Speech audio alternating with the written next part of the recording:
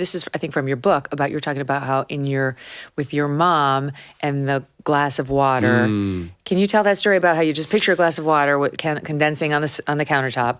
Yeah. So my mom, God rest her soul, was really a wonderful, dynamic, beautiful, intelligent, like wickedly intelligent human being who also dealt with tons of unhealed trauma.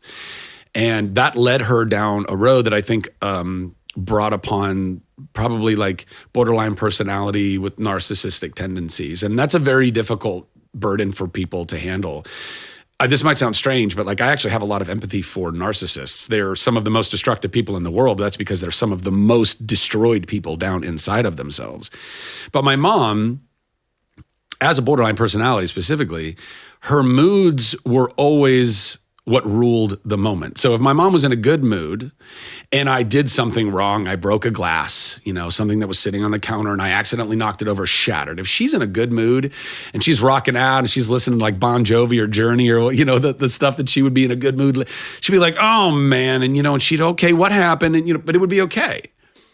Unfortunately, mom was not in that mood more often than not. And it got worse and worse through her alcoholism and through a lot of other just unhealed trauma. And so you knock that same glass off of the counter and it is, how dare you, you little shit. Like the fangs and the claws and everything would come out, because that's what she learned from her mom. Mm-hmm. And that's what she learned from somebody, her mom or dad, or, this generational trauma. And so. You kind of learned, you said that like, you believed if I could just be better, if I could just be a more perfect boy, then I can please her. Yeah, kind of. I mean, but it wasn't, I don't think it ever felt like if I could be more perfect. It was more just like you start to learn, okay, this is my reality. How do I navigate it? Mm-hmm. And my mom and stepdad both had kind of impossible. My dad, my biological father, who's also passed away, and I love him, but we didn't really have a lot of a relationship. I grew up with my mom and my stepdad, both of them heavily traumatized people. My stepdad was super traumatized in the ways of having thresholds that were like impossible to hit, like a bar that you could never really get to.